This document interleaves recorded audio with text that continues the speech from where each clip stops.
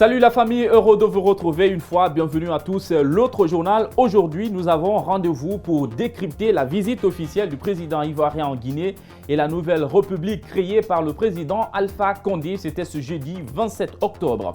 Il sera notre invité dans la rubrique interview décalée. Mamadou Tog nous dévoile le nom du plus grand humoriste guinéen. Restez avec nous.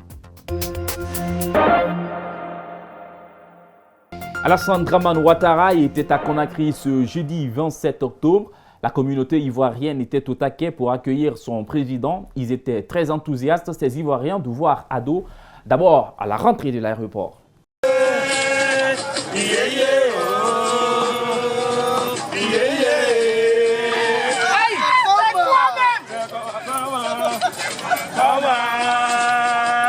Le président Ouattara est arrivé à bord de l'avion ivoirien et ça criait comme ça dans la foule. Ouah! Ouah! Cette clameur avait double signification. On se connaît ici, je vous le dis tout de suite.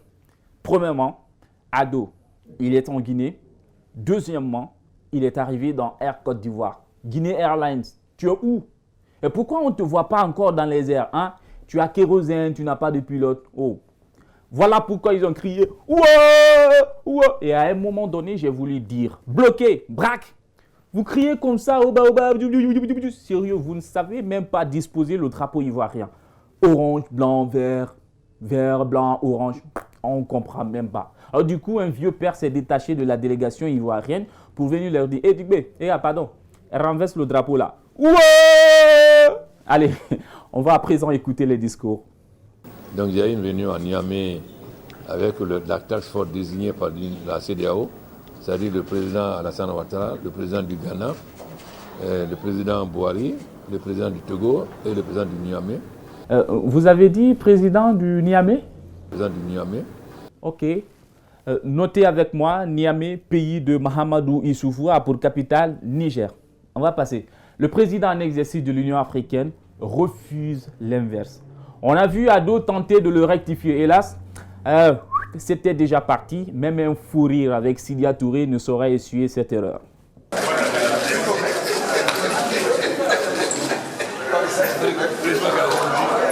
Honneur à la gente féminine des forces armées et de défense de Guinée à la faveur de la semaine du soldat. Nous avons interrogé quelques femmes des hauts gradés, mais aussi celles qui exercent sur le terrain. Elles nous ont confié leur vécu en tant que femmes dans leur service.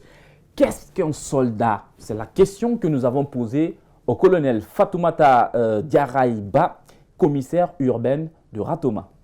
Les soldats, vous savez ce que c'est. Les soldats, ce n'est pas des gens de n'importe comment. Lorsqu'on dit à quelqu'un soldat, c'est quelqu'un qui sauve toujours la vie de la population, qui s'occupe à ce que la population ne soit pas frustrée dans les... Comment on appelle? Allez, je vais traiter, ne vous inquiétez pas. Ok, allons trouver mieux au rond-point de Sangoya. Bonjour madame, quel est votre nom?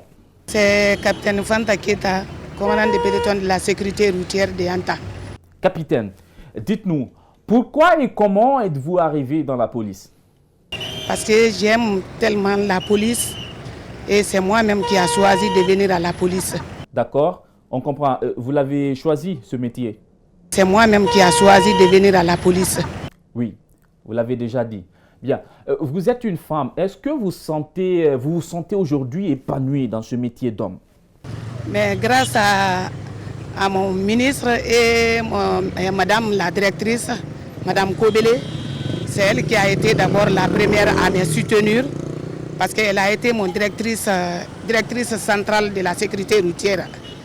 Donc, la première poste, c'est elle qui m'a donné ça. Donc, elle dit, sauf... les femmes n'ont qu'à eu la promotion des femmes à la police. On se demande bien sur quels critères elle s'est fondée pour vous confier ses responsabilités. Arrangez votre casquette, on va avancer. C'est bon? Oui. Bien. Ça se passe comment la coordination avec les hommes, l'exécution des tâches sous vos ordres? Je suis très très fière pour mes hommes et mes commissaires spéciaux parce qu'on me situationne des fois et quand je donne des ordres, ça sera exécuté à la lettre. Donc moi d'ailleurs, on me respecte plus que les hommes. Et pourquoi, à votre avis? Parce que ça, quand les femmes ont des responsabilités, vraiment, elles sont très fières et très dispositives. C'est la semaine du soldat. Qu'est-ce que cela représente pour vous, capitaine? Reprenez. Ok. Vous allez ajuster votre casquette un peu, s'il vous plaît.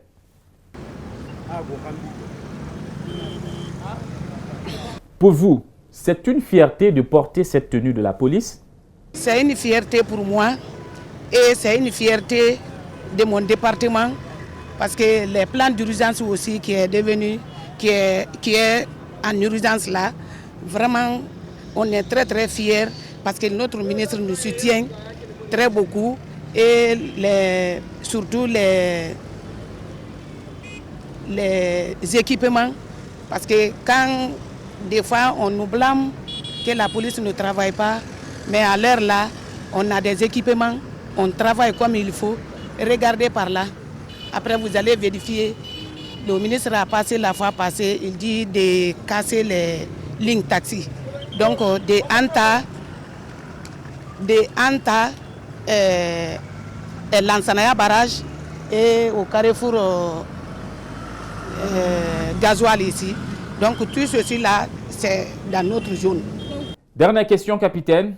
Vous le vivez au quotidien, les invectives des usagers de la route. Vous gérez ça comment? On nous insulte père et mère, mais on ne peut pas réagir parce que c'est notre travail.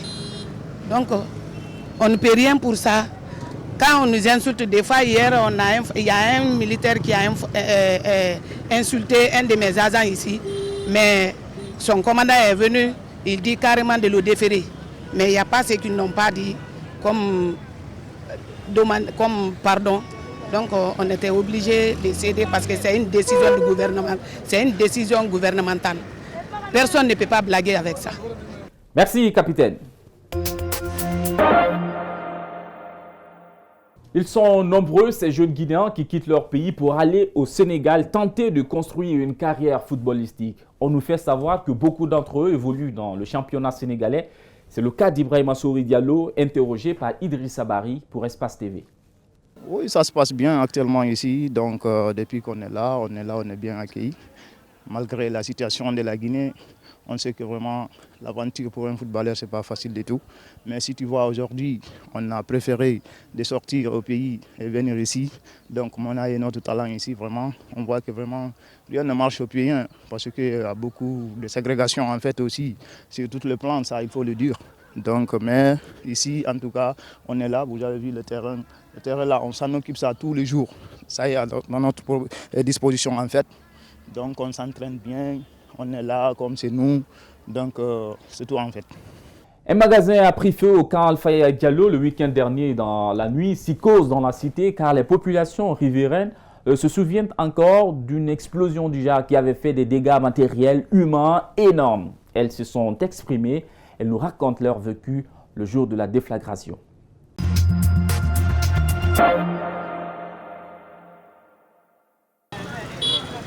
Lorsqu'il y a eu des explosions à la poudrière du camp Alpha Diallo en 2001, rappelez-vous, nous avons eu droit à des récits hors normes, selon lesquels des femmes auraient pris des chiens à la place de leurs bébés ou que certains se seraient assis sur des fourneaux en feu.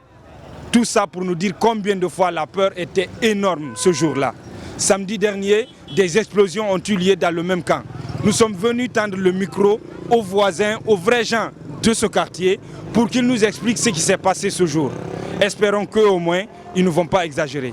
Bienvenue dans le coin des vrais gens. Je m'appelle Bango Mohamed, élève au groupe scolaire SICAC, autrement appelé Dr Ibrahim Kamara. Je dormais, lorsque je me suis réveillé, j'ai trouvé les gens promener n'importe quel comme du blabla. Et puis encore, j'ai entendu le son de la bombe. Mais autrement, moi avec mes amis, on est parti au camp. Et puis encore pour faire un constat. Lorsqu'on a vu ces dégâts, et puis on a fait un constat sur le terrain. Mais on a vu que, comment dirais-je, la maison qui était au camp était explosée. Et puis encore, on est descendu à la maison maintenant. Lorsqu'on était à la maison, après, j'ai vu maintenant les gens qui habitaient au camp descendaient vers en bas pour aller comment dirais l'océan. Mais pour aller où? Océan. Mais j'ai vu les gens encore. Pourquoi ils partaient là-bas? Pourquoi ils partaient là-bas? Parce qu'ils ont eu peur. Ils ont eu peur, c'est comment dirais-je. Donc ils ont eu peur dans le camp, donc ils voulaient partir à l'océan. Ils voulaient partir parce que dès, comment dirais, au prime abord, il avait une exposant qui était fait dans les années 2002. Et puis encore, moi-même j'étais là, mais au moment là, j'étais enfant. Mais tu ne te rappelles pas? Oui, je me rappelle pas comment dirais-je, ce constat-là. Mais j'ai regardé les gens aussi, comment dirais-je, dès 2 à 3 heures comme ça, les gens montaient encore. Maintenant, les militaires ont descendu maintenant, ils ont dit que l'affaire est finie. Dès maintenant aussi, j'ai pris mes clics et claques, j'ai rentré à la maison. Tu es dans le camp aussi? Non, moi j'habite ici, auprès du camp. Tout près du camp? Oui.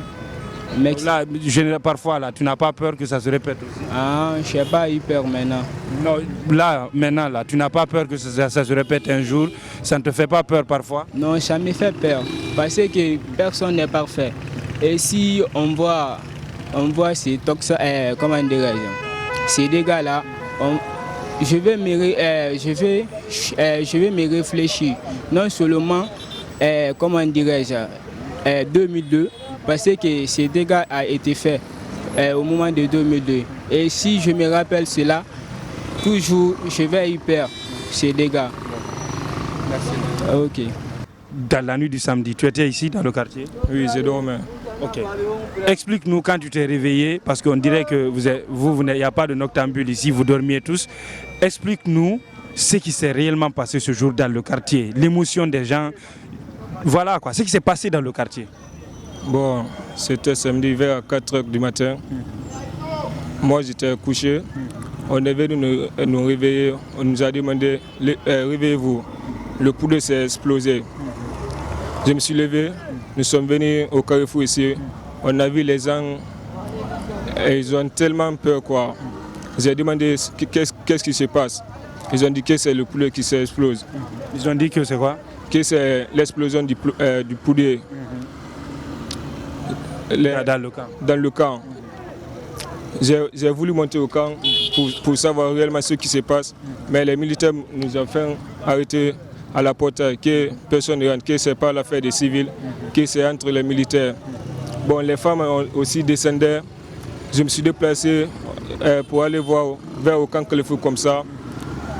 Nous sommes descendus avec, nous étions 3 du moins, moi avec mes amis, pour voir, regarder au camp Kelefu, qu'est-ce qui passe là-bas. On a vu les dames avec ses enfants, ils ont tellement peur. Beaucoup de personnes se déplacées, d'aller quelques villages comme ça, vers Badi, Komaya. C'est ça qu'ils ont. Attends, tu veux dire qu'il y a des gens dans le quartier, dans la nuit, là, ils sont allés jusqu'à Badi, à Dubré Karaba? Oui, parce qu'ils étaient peur quand la première fois le poulet s'est explosé. Certaines personnes avec leur famille dans le véhicule, ils ont parti au village. Des questions bêtes, mais qui sont parfois impénétrables. La preuve d'un micro-baladeur avec Bob l'éponge. Suivez. Il y a combien de communes à Conakry? Il y a 5. Boulbiné, c'est une commune? Boulbiné, non, ce n'est pas une commune. Vous êtes dans quelle commune? Moi, je suis dans la commune de Kaloum. Kaloum? Oui. Alors, quelle est la capitale de Dakar? Donc, c'est des questions bêtes comme ça. Je dis, quelle est la capitale de Dakar? C'est Sénégal. Sénégal? Oui. Okay. Alors, c'est quoi, il y a combien de toits sur le drapeau guinéen? Ça, c'est les questions bêtes. Va poser ça aux enfants les plus petits. En quelle année la monnaie guinéenne a vu le jour? Je te dis, va poser ça aux enfants les plus petits. quelle est la différence entre petit et enfant? Quelle est la différence entre toi et moi? Moi, je suis plus âgé que toi. Oui, mais vous avez parlé de petit et enfant. Il y a une différence entre petit et enfant? Beaucoup de différences. C'est quoi un petit, c'est quoi un enfant? Un petit, moi je peux te dire petit. Ok, un enfant. Un enfant, c'est celui qui tète. Et maintenant, un bébé, c'est quoi? Petit, du micro Bayalbe. Merci, monsieur. Bonne nuit, à demain. Et ne quittez pas, on s'accorde une petite pause, la pub, on reviendra juste après.